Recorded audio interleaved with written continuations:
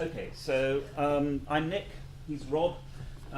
We got a talk in 4 unequal parts. I'll take the first, Rob will take the second, I'll take the third, and then he'll wrap up. And indeed our topic is the parallel evolution of relative clauses in Indo-European. So we are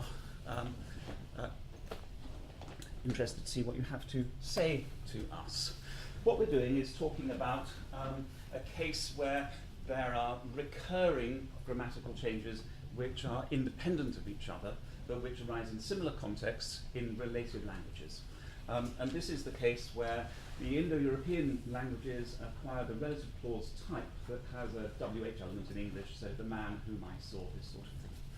Our case study then is precisely this kind of relative clause with interrogative words in the relative clause, as in the English example I've just given, which we find in several Indo-European languages, but also in some entirely unrelated languages, but which happen to be neighbouring languages. So we're interested on the one hand in a genetic affiliation, and on the other hand in an areal one. As it just said. This case of parallel evolution, among other things, leads us to various conclusions about first and second language acquisition. In this case, we're interested in what sorts of things might happen in the transmission of language from one generation to the next, which give rise to the sorts of changes that we see occurring in the languages which are genetically related to each other. But we're also interested in what might be plausible sources of transmission from one language family to another in second language acquisition. So our primary questions, I guess, are: why is it that we find this kind of parallel evolution here? So why do these same structures emerge within the single language family recurringly? And where else might we find this? In the end, the conclusion that we come to is that what looks like a really complex diachronic process is actually just the output of a series of changes such that you might expect in a particular syntactic and semantic context. So we're hoping to reduce the complexity away. There we are. Preliminaries. So we're going to start off by giving a little baby lecture on free relatives and headed relatives. So a free relative has the structure in one. I'll have what she's having, where what she's having is a clause which has the distribution of a noun phrase. It occurs in an argument position. It's the object of have. So CP means clause, and it's got the external distribution of a noun phrase. A headed relative is in 1b. Is a modifier. In English, it's a post-nominal modifier that she's having. It modifies thing, and it occurs within the noun phrase, so it's a clause that's a modifier. So this is a structure for a free relative, and this is a structure for a headed relative. We're looking at the emergence of headed relatives with interrogative words introducing them. There are various ways to think about how these interrogative words fit into the structure, so I'll talk through the structure a little bit. In fact, I'm going to take the slide from the bottom up. So at various stages in the history of English, relative clauses have been attested which fit each of the 4 cells in this little table here. So you could say the food she ate, the food which she ate, the food that she ate, and at the right stage in the past you could also say the food which that she ate. So this example tells us that which and that must not just be different words, but they belong in different categories because they can both occur in the structure with each other. And that's what this tree diagram tells us. So we have the determiner of the noun, which is modified by the clause, introduced by which in this position here, that in this position here, and then there's she ate with a gap. So there's a relationship between the filler and the gap, and this structure has that we're calling a complementizer because we're saying that clauses are complementizer phrases, and this thing occurs in the specifier position of the clause, so that's just an architectural position in this kind of syntactic architecture. So we're dealing with 2 different word classes, specifiers and heads, relative specifiers and relative complementizers. So those are the terms of art: relative specifiers and relative complementizers.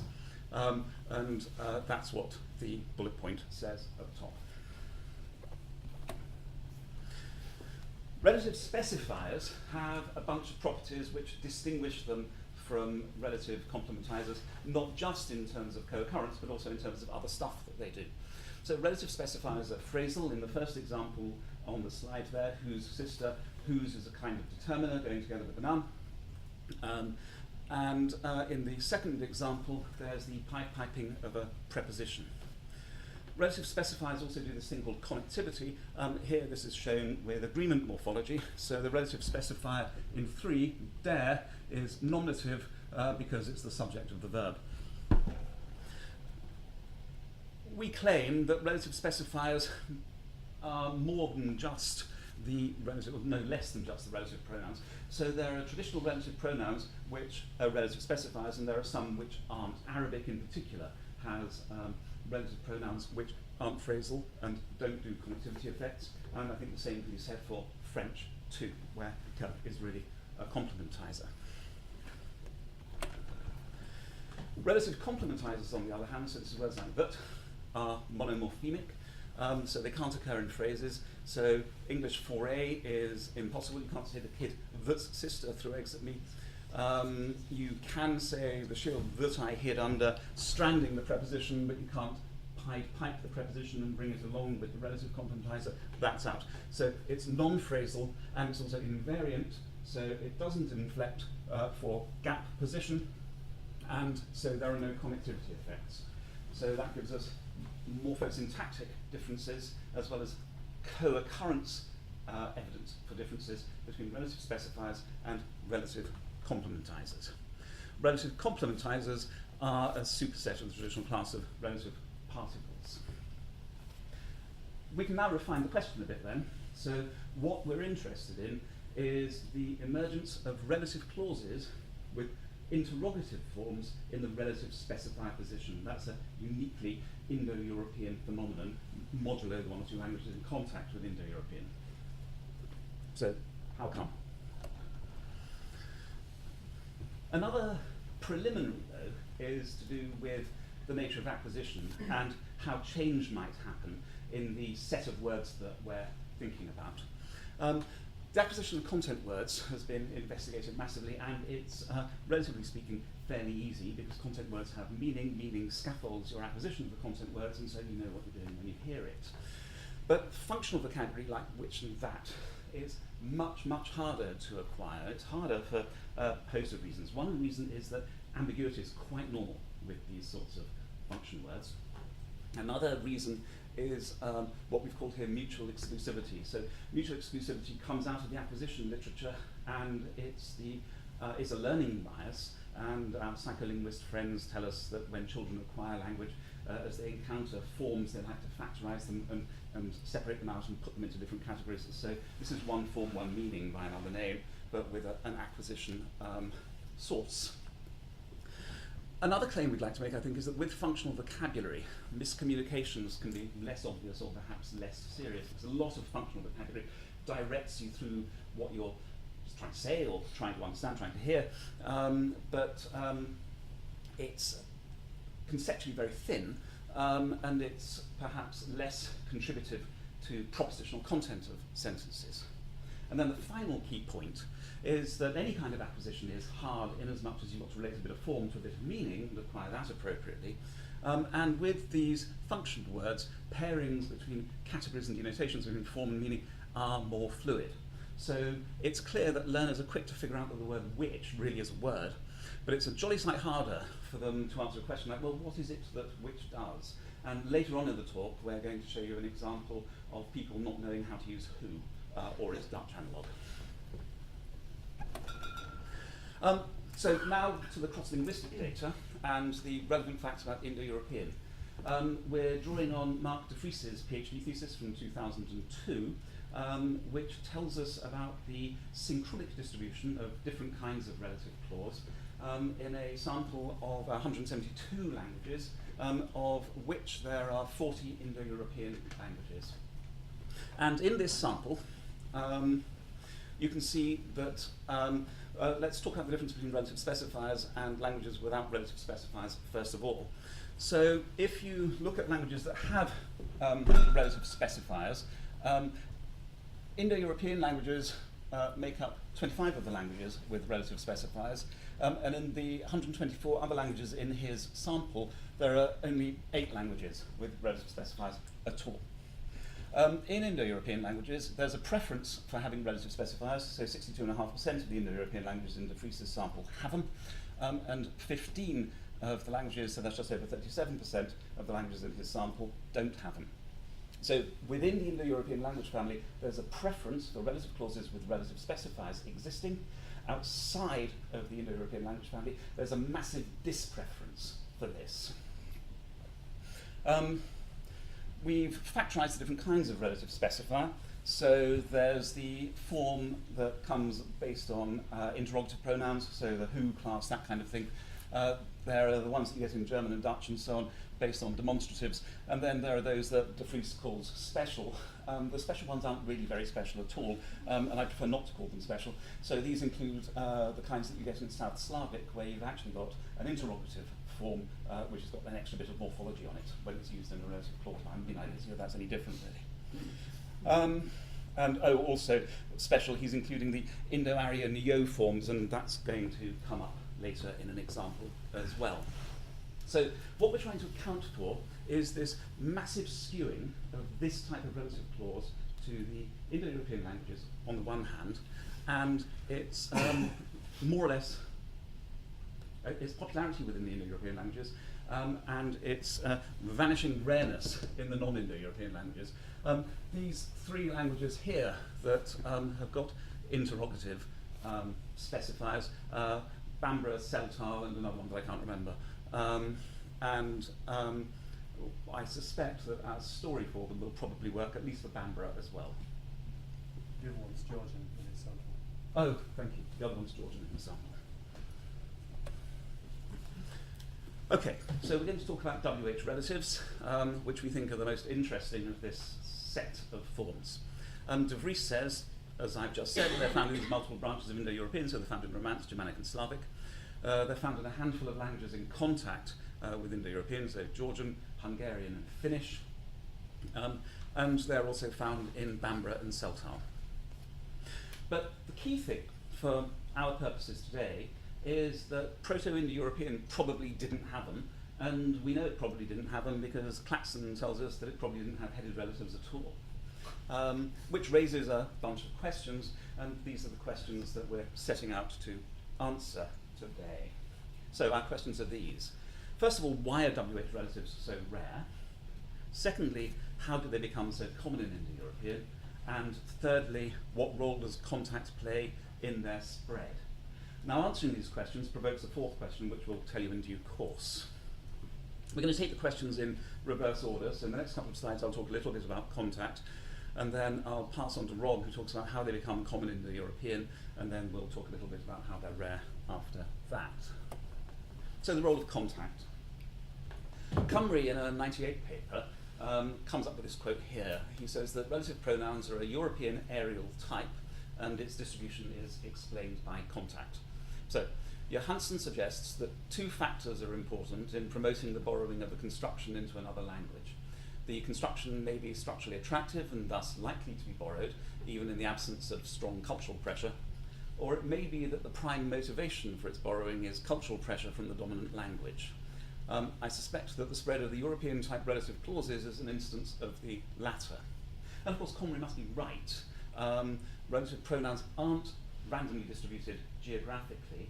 In the languages where they occur, which aren't Indo-European, those languages are in contact with Indo-European languages. So there must be some kind of borrowing phenomenon going on. But we're really quite suspicious of the claim. First of all, we're suspicious of the claim that cultural pressure plays a part in it. I don't know what cultural pressure might be in this case, and it seems really vague. Another reason to be suspicious of the claim is that the Indo-Aryan languages have European-type relatives, but they're not in Europe. And the final thing is that if we look at borrowing, the areal distribution doesn't tell us what was borrowed, when it was borrowed, or in what circumstances it was borrowed. So we think it's a mistake to imagine, for example, that the use of relative clauses of the WH relative specifies these interrogative pronouns in that position is necessarily what's borrowed.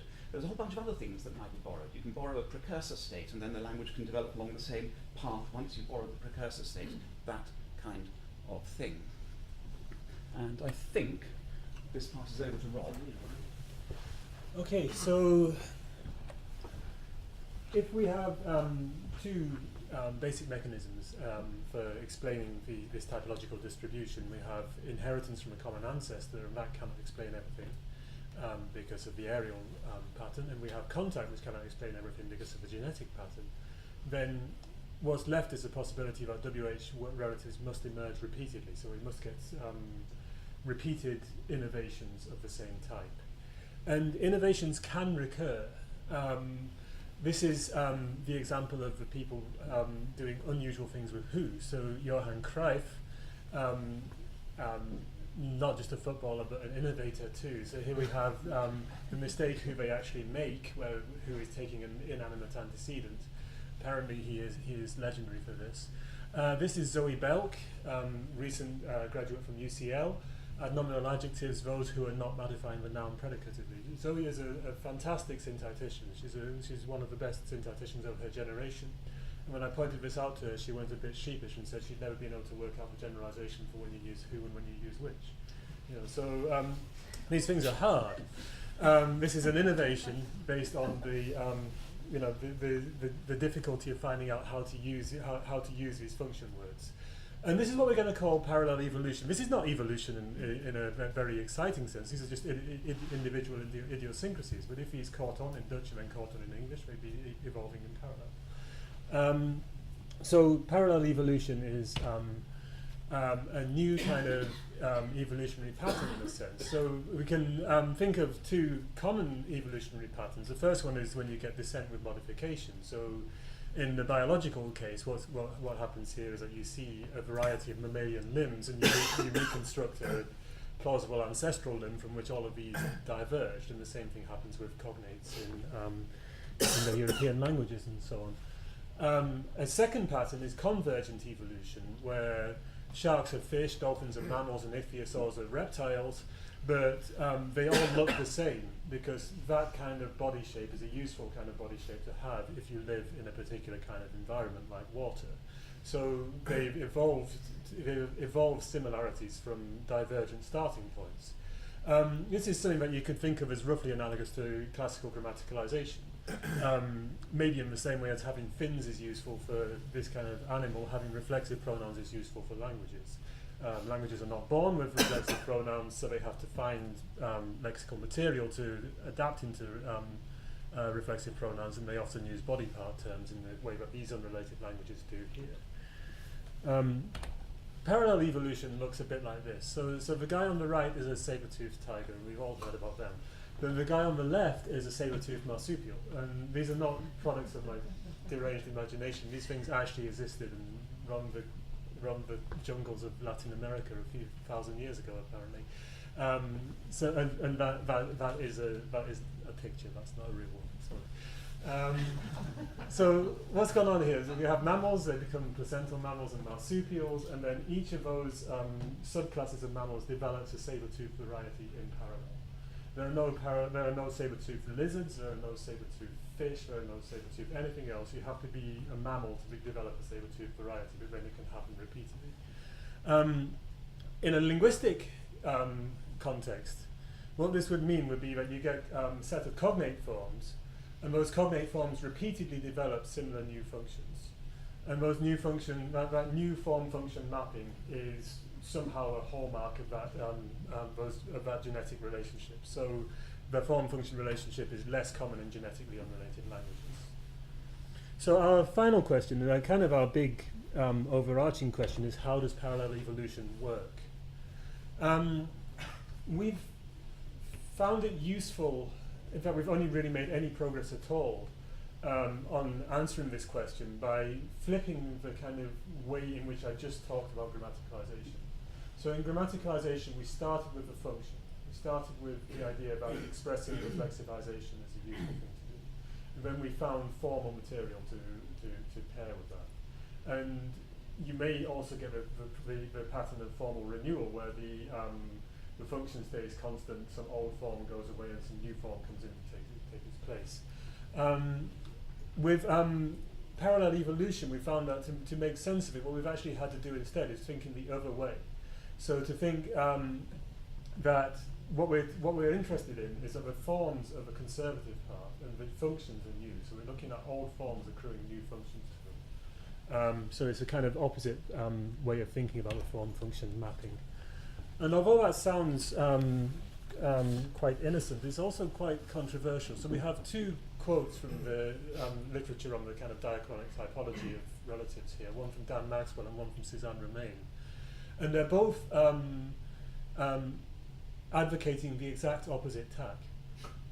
So Maxwell says distinct relativization strategies in a complementary relationship are no more different than complementarily distributed allophones. So he's really talking about the division of labour between demonstrative relatives and interrogative relatives in West Germanic languages. And what he's saying is that these are all just the same thing, because they're all relative pronouns. It doesn't matter which series of relative pronouns they belong to. Or more explicitly from Romain, I take it that a language like Dutch is an instance of a mixed language only in the sense that it uses both interrogative and demonstrative pronouns rather than one set or the other set exclusively. Otherwise, Dutch can be regarded as having one strategy for relativization, namely pronominalization. So that's keeping the function as the kind of primary unit of analysis here, rather than thinking about the divergent sets of forms that realize that function. That's what we're not going to do. We're really going to work on tracking the interrogative forms, the descendants of qui and quo. So to do this, we need to know two things. To get a story about parallel evolution, we need to have a distinctive initial state. So we need to know what's special, in this case, about the Proto-Indo-European grammar, the grammar of qui and quo and the environments in which they occur, and something to motivate a non-random pattern of change from the starting point. If we have those two ingredients, and we'll get something which looks like parallel evolution. So in this case, we're going to be trying to get to grips with firstly the distinctive properties of the relevant aspects of Proto-Indo-European, and this will lead to an answer to the question, why are WH relatives so rare? They'll be so rare because they start from a distinctive starting point. Secondly, we're going to be looking at constraints on grammaticalization, because those constraints will be what stops change being too random. So that will be where the parallelism comes from. So that will be the key to an answer to how do they become so common in Indo-European. And then we also need to look at what we can say about contact to see what alternatives there are to Comrie's claim. So starting with the first of these, starting with Proto-Indo-European, where we're really in the hands of the experts. This is not our field, but we seem to be able to find agreement on three distinctive properties. So the first one is from Haspelmatt, which is that the qui and quo forms were indefinite interrogatives. That means that they're not interrogatives, they're not indefinites, they're used systematically for both. As indefinites, they seem to be restricted, so they're not, a word like a in English can be used in a very wide range of syntactic contexts. But the descendants of these interrogative forms in Indo-European languages are repeatedly restricted, more restricted than that, and particularly they have an affinity with conditional structures. So then the final thing that we need to use is that Proto-Indo-European, we assume, has kind of bipartite left-to-join conditional structures, the asyndetic conditional structures. So if we take an example from early Indo-European, this is an example from Avery Andrews' dissertation from Sanskrit. It's a multiple correlative, so that means that it's got a first part, which is who, what, to who, what, the paternal inheritance. Second part, he should get that, not another. And the usual way of thinking about this is as a correlative. So we have two WH phrases, and this means something like anyone who has anything as a paternal inheritance, he should get that, not another. But it could equally well be glossed as a conditional, with these two words translating as indefinite. So if someone has something as a paternal inheritance, then he should get it and not someone else. And Andrew's point is precisely that each one of these two things are semantically very, very close indeed. From that starting point, there's recent work by Oleg Belyaev and Dag Howe, which we perpetually waiting for the publication of. This was a talk, there's been several talks over the last few years. And they have identified several diachronic pathways, mainly based on implicational relations in the synchronic data, for how WH correlatives and how correlatives in general develop. So the first one is that among WH correlatives, you always find this kind of general reading that we had on the last slide. So this is something where, if anyone has anything. And from there, you may or may not also find a definite reading. So a definite reading would be when the man who has the thing, or something like that. You may also go further and get readings akin to restrictive relative clauses in languages like English today, but we won't talk so much about that. And the second pathway they identify is that you may or may not have an obligatory anaphoric relation. The obligatory anaphoric relation is a later stage. That means that the WH phrase in the first half of the correlative is resumed by a pronoun in the second half. We're actually not going to talk very much at all about that today. This composes nicely with the suggestion from Audry that there is a pathway from correlatives to headed relatives in Indo-European, and suggests a kind of progression like we have here. So we have in 9, we have a generalizing interpretation of a correlative from Russian, so who not works, that eats, whoever does not work eats. Then in 10, we have a structurally quite similar example which has a definite interpretation. So the money which shall be relieved, with that money it is permitted to buy whatever the dots correspond to. And from there you can get to a headed relative of the form we have in 11, where you have the relative clause following the noun that it modifies. We take that pathway to be a kind of an established pathway. This is not something new to us. This is something that we've really just got from reading Haspelmatt and reading Belyaev and Howd and reading Audry. One point we want to make is that this pathway is not the only pathway. So following this route, you can get from something like an early Indo-European starting point to modern Indo-European WH relatives. That was precisely what Audry was trying to do. The three properties that we've used here, so the nature of the qui quo forms, the semantic indeterminacy between indefinites and interrogatives, the affinity between these forms and conditionals, and the structure of the conditionals themselves. None of these are particularly typologically common. Certainly none of these are universal. So if you need all three, then you have some hope of explaining what's distinctive about Indo-European, because you have quite a specific requirement on the initial state here. So that suggests an answer to the first question: why are these WH relatives so rare? They're so rare because they evolved diachronically from a fairly unusual starting point. But there's more to it than this, because Indo-European languages don't have to follow this pathway, and many don't. So some Indo-European languages have stopped at various points along the pathway. So Welsh, for example, only has free WH relatives. It doesn't have headed WH relatives. That means that it got a certain way along this, a certain amount of distance along this pathway, and then diverged and went somewhere else and didn't follow the same path that French or English followed. At least one Indo-European language has followed a different pathway to the same endpoint. That means it started in the same place and it ended with this distinctive grammatical construction, but it didn't follow the pathway that Audry has pointed out. So we're going to just go through some details on that now. This pathway is similar to Audry's, but it's not identical, and so we want to explain exactly how it's different. So the next few slides are going to be about Old English and about the use of WH phrases in Old English. So we have three uses. Two of them are looking very conservative. So we have uses of WH phrases as indefinites, and particularly in conditional clauses. So if who blesses it, meaning if anyone blesses it. We have interrogative uses, tell me on which day he sang. And then we have these kind of early relative uses. So we have them in correlatives. The correlatives there are in scare quotes because we're going to say they're actually not correlatives in a second.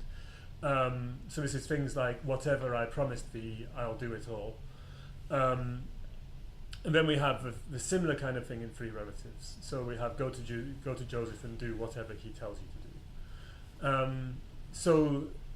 We want to notice straight away at this point that the structure of the left half of a correlative in 14 is almost identical to the structure of the free relative in 15.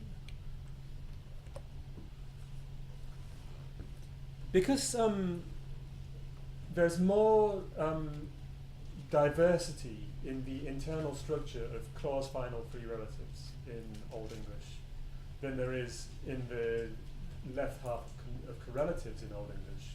We're going to say a little bit more about free relatives because they give us a few clues about how these structures actually work. Particularly, you can find examples like 16, this is repeated from a previous slide, where you have the what surrounded by these two schwa forms.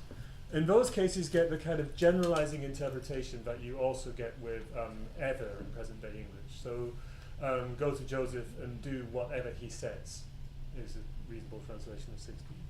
Or you can get them without the schwa forms, and in that case you get a definite interpretation. So 17 means something like remember the thing or the things that St. Paul said.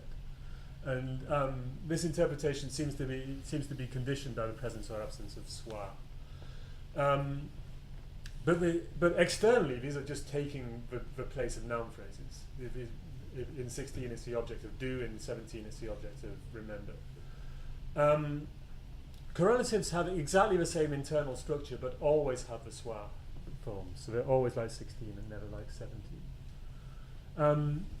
But that suggests that the most conservative and most straightforward analysis you could have of the left half of a correlative in English is to say that in Old English is to say that it's just a free relative. And that's different from the canonical correlatives as analysed elsewhere in the literature. And here the usual language to be discussed is Hindi, based on work by the native Srivastav, later Dayal. And so her claim is specifically that the left half is clausal. And that's because you don't only get examples like 18 where you have a single relativizer, so which girl is standing, that is tall. But you also get examples like 19 with multiple relativizers, so which girl played with which boy, she defeated him, meaning roughly, if any girl played with any boy, she defeated him. English has nothing like 19. There are no multiple correlatives we can find anywhere in the written record, in the corpora, and so on.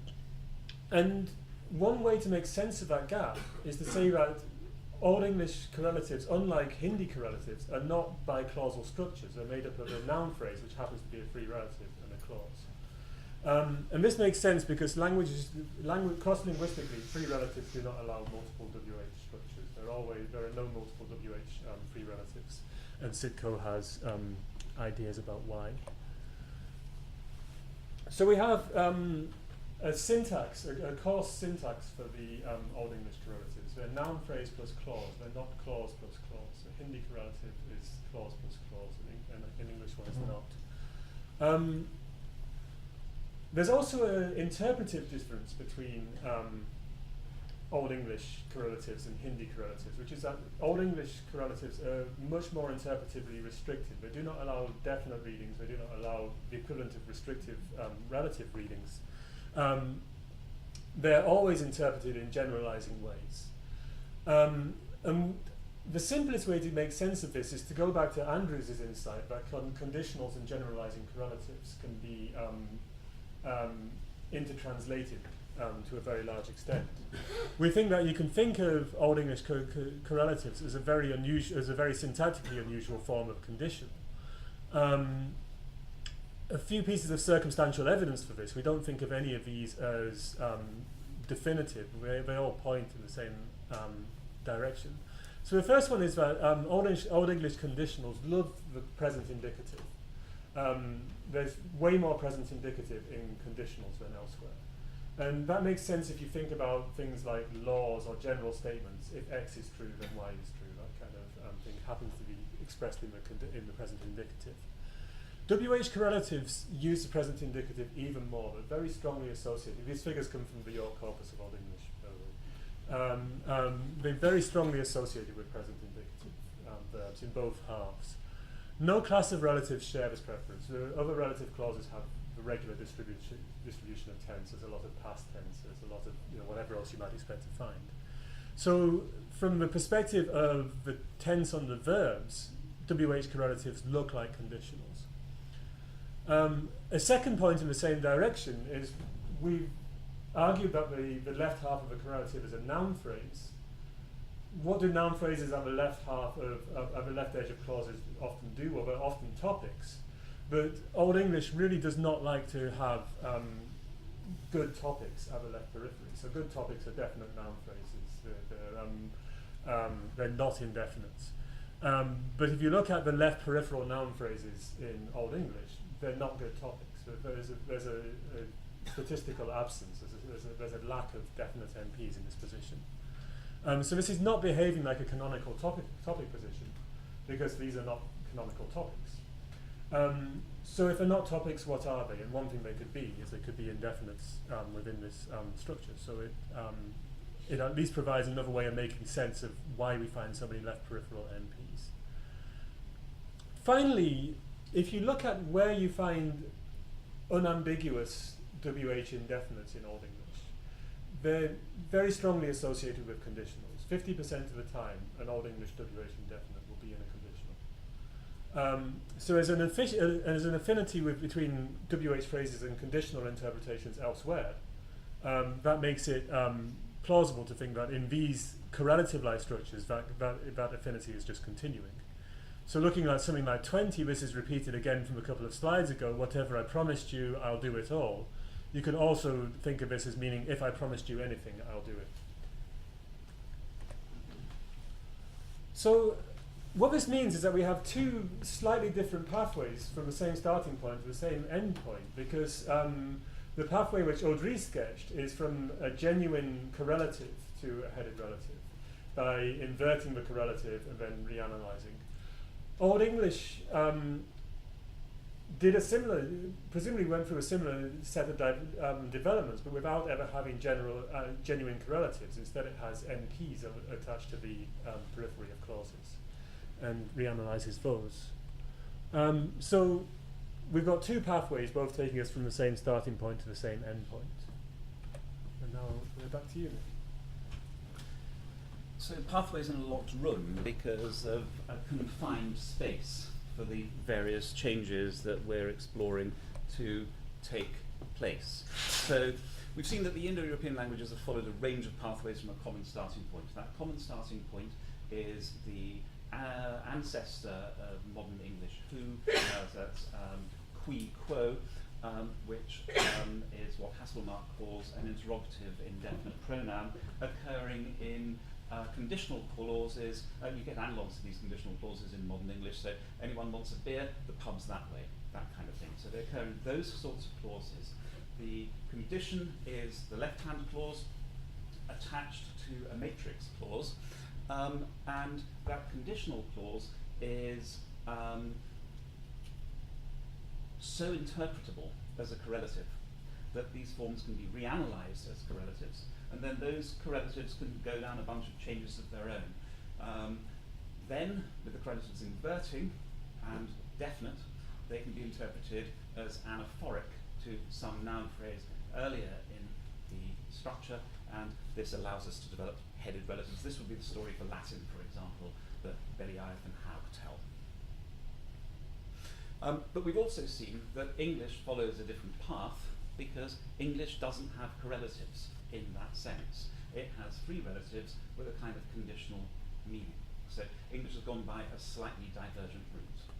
And we've also seen that other languages, like Welsh, can get to the free relative point, but they don't develop headed relatives, so they stop. So what we find then is that there's a range of different pathways through the possible space in which change can happen, but despite the fact that there's a range of possible different pathways, a common Indo-European type of relative clause has nevertheless emerged, which seems like a small paradox. So we want to explore where that small paradox comes from, and as it says, we think that the way to think about it is to think about the really narrow semantic space in which conditionals, correlatives, and indefinite pronouns occur. We also need to pay attention to the fact that the interpretation of indefinite pronouns, so WH forms in this case, is highly sensitive to the local context, which increases the odds of different pathways emerging and then also converging on the same space. Because you're going to interpret your descendant of qui quo differently depending on whether you think it's in a conditional or whether you think it's in a correlative or wherever else it occurs. So in 21, we've got the Proto-Indo-European starting point. The XP simply says that it's either a phrase or a clause, and it's got a descendant of qui quo in it. It's got some kind of WH form in it. And it's left adjoined to a clause, and the clause may or may not have an anaphoric pronoun which picks up on this in the left adjoined item. And so that's a schematic representation of the Hindi example from a few slides ago. And this gives us a number of choice points for reanalysis and change. So one choice point for reanalysis and change is to do with what the left adjoined structure might actually be. Is it a clause or is it a noun phrase? Another choice point for reanalysis would be to do with what the semantic relationship between the two clauses might be. Is it a topic comment structure or is it a conditional structure? Now these choice points aren't entirely independent. There's a certain degree of dependence between them because a topic comment structure really needs the left-hand element to be definite. It's not going to be a good topic unless it's definite. So whether WH is definite, indefinite or underspecified is a conditioning factor on how the relationship between the two clauses might be understood, and it affects the possible paths of reanalysis. So topic comment structures go better with definite interpretations of the WH element, as in I'll read what he read, and conditionals go much better with an indefinite interpretation of those elements. Now this is, to my mind, a bit weird because you might think that definite and indefinite were massively semantically different, and what we have here is a form which has variable interpretations in different contexts, and it could be definite here and indefinite there. Starts as indefinite, acquires definite interpretations, and there's a literature, for example, that says three relatives are always definite, and then there are strange coercion operators that affect whether they really are or not. There's another factor that we have to think about as well, and that's to do with the difference between clauses and noun phrases. And here the difference is that, obviously enough, clauses typically describe states of affairs. You use a clause to talk about something that happens, to articulate a proposition, whereas noun phrases typically describe individuals. But we have a potential reanalysis from clause to noun phrase, so from something that's talking about states of affairs to something that's talking about individuals. So we have to imagine a possible route of reanalysis there where what you're talking about can change. So we need to narrow down the semantic environment sufficiently that it's ambiguous. And the way to narrow it down is to look at the relationship between correlatives and conditionals, because clauses obviously can describe individuals, because that's what correlative clauses do, actually is what relative clauses do. But noun phrases can also describe situations, and you've seen this in those Old English noun phrases that Rob introduced a few slides ago, where he had a kind of conditional meaning within something that was quite clearly distributionally a noun phrase and not a clause. So let's pursue this thought a little bit further. So a canonical correlative is a way of saying two different things about a single entity, whereas a canonical condition is a way of saying two different things about a single situation. There are environments where situations can be narrowed down so that they really only apply to individuals. And this is an example from a paper by Paul Elborn to do with bishop conditionals. And so bishop conditional has the structure, if a bishop meets a bishop, he blesses him. And that must mean that bishop A meets bishop B, and bishop A blesses bishop B, and bishop B blesses bishop A back. So each situation of bishop blessing is bishop dependent or bishop specific. So there you have a situation which is narrowed down to an individual. And if that was not entirely clear, then it's got something to do with the fact that the communicative intentions of this sort of structure perhaps are clearer than the compositional semantics might look. Now, nobody obviously acquires their semantics by fooling with lambdas. But if you try to work out a formal semantics for those kinds of sentences, then you get into some, well, for me anyway, rather hair-raising semantic territory.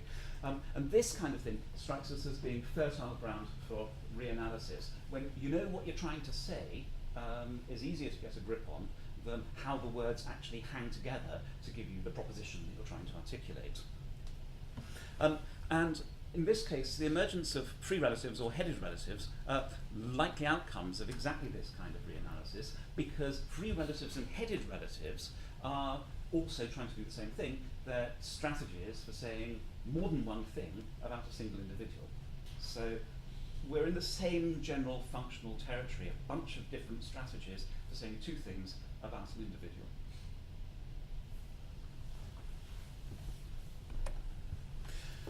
But, and here the but's Chinese. And Chinese is naughty in all sorts of ways. And one of the ways in which it's naughty is that well, first of all, it's naughty because of its word order. Secondly, it's naughty because it doesn't go through this pathway that we've been describing. So this is going to be, it's not really a limiting case, I'm speculating a bit, but it's a way of thinking about what the limits on the kinds of reanalysis might be that we've been talking about. So Chinese has got a pronoun which is an analogue of the sentence of qui quo. That's shenmei. And shenmei is simply an indefinite interrogative pronoun in the same way that qui quo and its descendants are. And we can see this by looking at the environments in which it occurs. So these sorts of pronouns occur in non-assertive contexts. So they occur in questions, they occur in negations, and they occur in conditionals, because questions, negations, and conditionals are all non-assertive contexts. So here we are with a bunch of those non-assertive contexts. So the first example is he like shenmei, and then a question particle, and it means does he like anything? The second example is a conditional structure. So you break anything, then you must go buy a similar thing to compensate. Okay, so that's another conditional structure. And then the third example is an assertion, and it doesn't work there.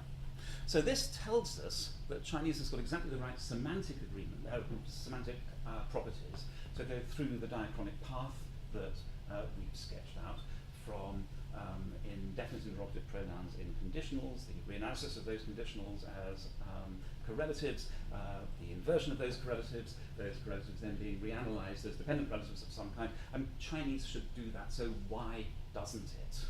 Okay? Okay. So the reason it doesn't do it is because it's a strictly head-final language. And so, I mean, apart from in the case of its verbs, this is why it's naughty. I mean, its verbs really are just in the wrong place. It's rude. It's strictly head final, which gives it pre-nominal relative clauses with an invariant marker, ge or der, I think in Mandarin and ge in Cantonese, which is quite typical of head final languages. In fact, head final languages typically have relative clauses which are participial in some sense, and the relative clauses before the noun within the noun phrase. So Chinese doesn't get to go down the kind of grammaticalization path that we've seen, precisely because its word order doesn't allow it to. Because even if its conditionals did invert, it doesn't have post-nominal modification, so you wouldn't reanalyze the inverted conditional as some kind of post-nominal thing. So we can talk a little bit more about word order, because in a large typological survey, Rachel Hendry has looked at some relationships between word order and types of relative clause that you find. And she gives the following three generalizations. The first generalization is that if a language has got VO word order, then it's likely to have post-nominal relative clauses. If it's got pre-nominal relative clauses, then it's likely to have OV word order, and if it's got correlatives, then it's likely to have OV word order. But the situation is a little bit complex because the emergence of WH relatives in languages which aren't strictly OV is a bit more than just conforming to some word order type. So Latin is by default OV, but it has significant word order freedom in the clause of scrambling, and it's also got a default noun modifier order within the noun phrase. So that means that in Latin, unlike in Chinese, a string NXP allows for a reanalysis of this post-nominal XP as a kind of relative clause. Chinese, on the other hand, has a different noun phrase word order. It's got rigid modifier noun order, so there's no scope for any such reanalysis. So we've got interactions now then between the semantic thickness, if you like, of qui quo and its descendants, the emergence of conditionals and correlatives from conditionals, and then the inversion of those correlatives, and word order being an appropriate environment for the right kind of reanalysis as one pathway. The other pathway is the English pathway, where the conditional meaning is somehow trapped within something which has the distribution of a noun phrase and isn't actually a clause. And this is a summary slide for this section. The semantic space occupied by these indefinite interrogative pronouns is really quite encapsulated. But within the encapsulation of this semantic space, the Proto-Indo-European pronouns really only sit in a subpart of the potential semantic territory. What we have in mind here is that there's a whole class of words which are called negative polarity items, which occur in these non-assertive contexts I was talking about. And so these sorts of things look like negative polarity items, but they don't behave strictly like negative polarity items across the territory, and there's some specialization here and some other stuff going on there. And we've seen that there are lots of ways for languages to change from that initial state, but that change seems to go in similar directions, and we'd expect this from the grammaticalization literature, that there's a tendency from a start point to an end point. This is what the climb from content words to function words to clitic to affix and so on is all about. But we don't see those sorts of morphosyntactic change here. These things remain lexical items. What we see is changes in their meanings and in their relative independence to relative dependence. And we see then the repeated and independent emergence of similar constructions throughout the Indo-European language family. So here, as we said earlier, we've got these sorts of relative clauses in Slavic, Romance, and Germanic, and now it's Rob's turn. Glad to hear that section 4 is the shortest section. So then our final question is, what does all of this have to do with borrowing and with Comrie's hypotheses about this? So as we've said, Comrie must be right that the borrowing has a role in the distribution of WH relatives. That's what the areal aspect of the distribution tells us. Areal distributions tend to suggest that contact is responsible for the spread. But given that we have this idea of these diachronies being confined within a fairly limited space, borrowing having a role doesn't entail that the borrowing has to be of WH relatives, of this endpoint. Borrowing of anything along the pathways is likely to lead to the endogenous emergence of WH relatives simply because of the confined space within which these things can grow or change. So this opens the door to a wider range of borrowing scenarios. Borrowing anything on the kind of pathways we've sketched from Proto-Indo-European to modern Indo-European is likely to lead to the emergence of WH relatives. And some of these other borrowing scenarios are consistent with motivation in terms of structural attractiveness, we're going to argue, which we prefer because then we don't have to think about what the cultural pressure is, which could lead to borrowing of something as obscure as a WH relative.